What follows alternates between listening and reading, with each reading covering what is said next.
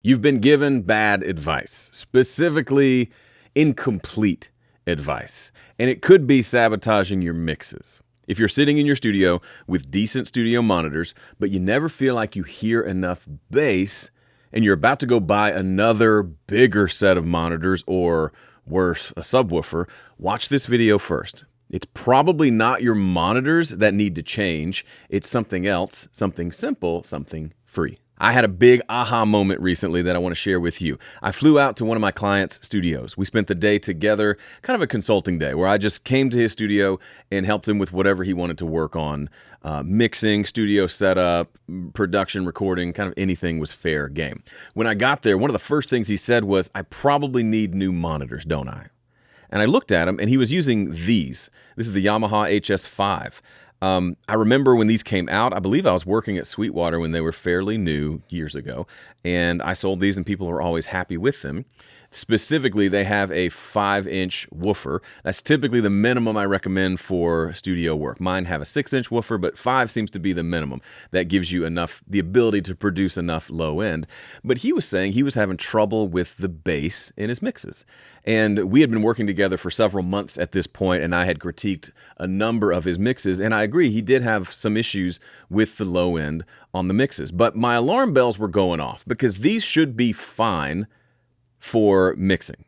They should be just fine. He shouldn't need another set of monitors. I thought something else might be the problem. So I said, yeah, you might need new speakers, but I don't think that's the issue. Let's pull up a mix and let's start working on something. So he pulled up a mix and he hit play, and within 10 seconds, I knew what the problem was. Let me take a step back. You've probably heard this advice on the internet at some point as you've been learning how to mix. And the advice goes something like this: don't mix at high volumes, or mix at low volumes. And the intention here, it's not on its own bad advice, but it needs a bunch of asterisks, because otherwise you're going to shoot yourself in the foot. So the intention behind this advice is don't mix at super loud volumes. You'll damage your hearing. You'll get ear fatigue from listening at loud volumes for a longer extended period of time, which means you're not going to be able to make any good decisions at those loud volumes. So the other side of this is you'll hear some people say, I mix at 85 decibels. To that I say, no thank you. In case you've not measured it, 85 is pretty freaking loud. That may be good for mixing a front of house for a concert. It's not like super loud levels, but here in my studio, when I've used a measurement app, 85 is way too loud. I'm uncomfortable at 85 decibels. I want something quieter. The problem here is people have overcompensated. They've heard don't mix at super loud volumes for extended periods of time, and they say, okay, sure. And so they turn down their monitors until they're mixing at an unreasonably low volume.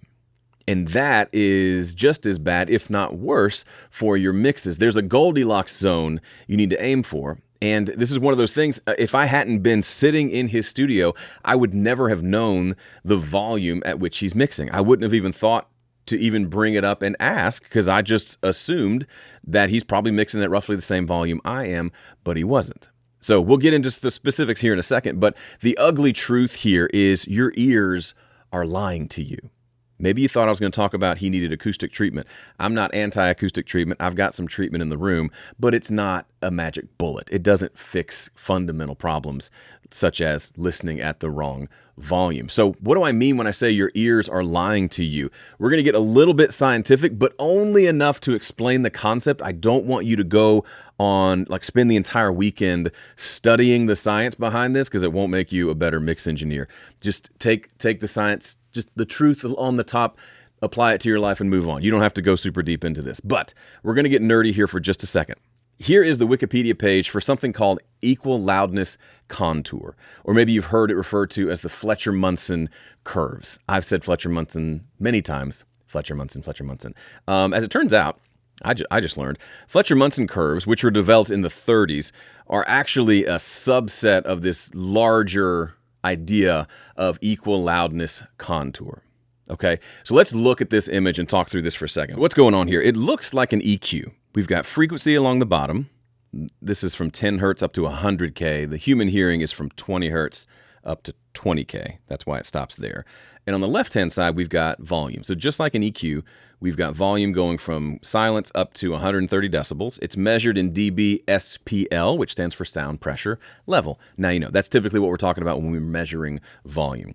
So let's look at this curve. It's different at different volumes, but the theme is the same. The low frequencies are a lot higher. The mid frequencies, probably starting around 500 or so up to about 5K, are the lowest, and then the high frequencies going up to about 10K and above are higher. So what is this? What is this? Is this an EQ curve? It's not an EQ curve, but it's related. It's called a loudness contour. This is fascinating. This is fascinating. I love this so much. The idea here is this is showing us how our ears perceive volume. So this is on some level fairly subjective because our ears, this may hurt your feelings, are not flat.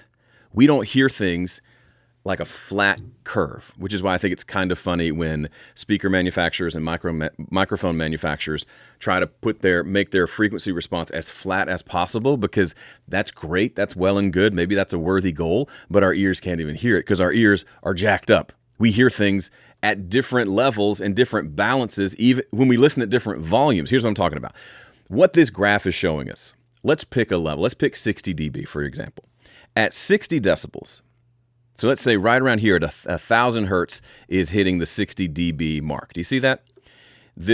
If the signal is at 1,000 hertz, it perceives to me to be about 60 decibels at 1,000 hertz.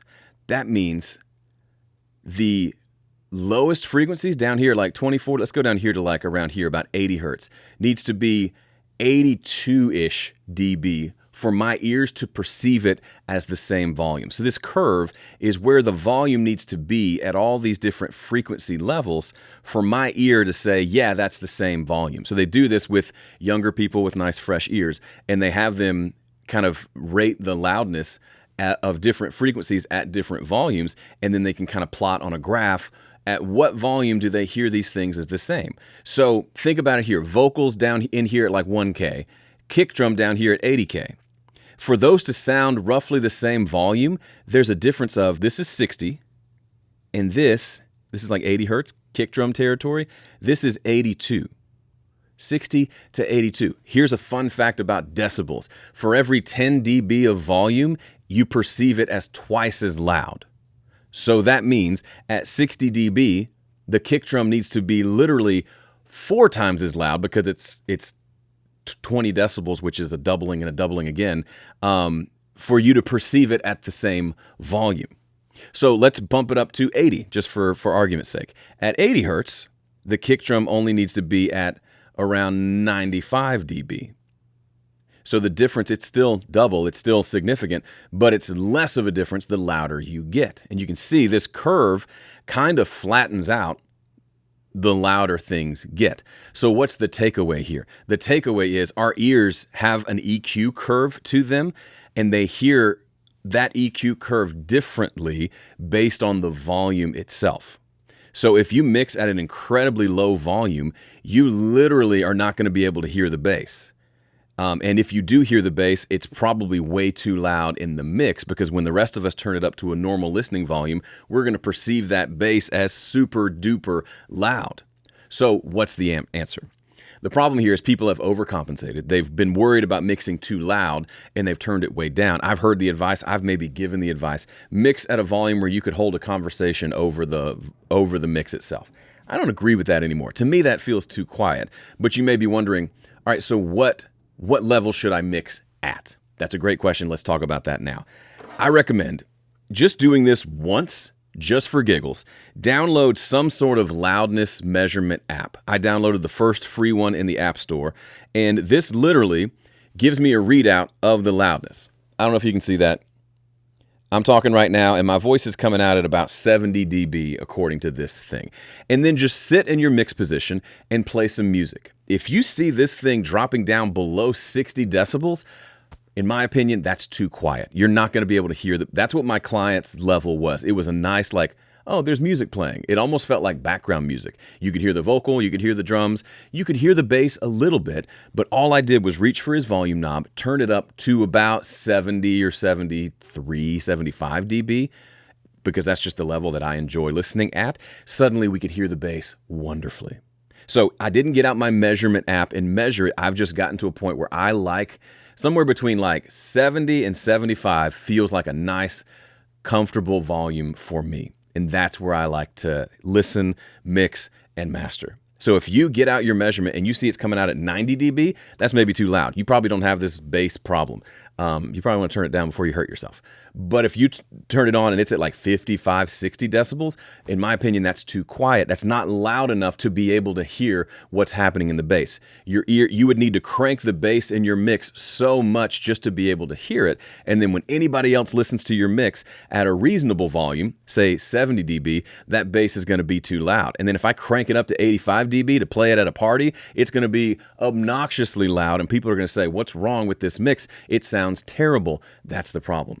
So the answer here is figure out what level you want to mix at. I recommend somewhere around 72 dB-ish, and then always listen, mix, and master at that volume. That means you're going to have to change the volume depending on what you're doing. When I mix, my volume's at this level on this fader here. When I master, my volume's at this level because mastering is louder. When I'm listening to YouTube or mixes in Apple Music, my volume is at the mastered level because I'm listening to mastered stuff. So I'm changing between those two levels all the time. But the perceived loudness for me is the same. I've just become used to it. Comes out, I just tested it with that measurement app. It comes out at about 72 to 75, depending on the style of music. And that's what I listen to all day, every day. The real answer here is the level at which you listen isn't as important as making sure you listen at the same level all the time so that your curve is at least consistent. We can't do anything about the fact that our ears hear things in this wonky, weird looking curve, but we can help things out by not listening too quiet, not listening too loud, and then just being consistent about always listening, mixing, and mastering at the same perceived volume. Okay, go forth and mix at a reasonable volume. But before you go, I've got something new for you. Are any of the following true for you? Do you feel stuck with your mixes? Does mixing seem to take you forever?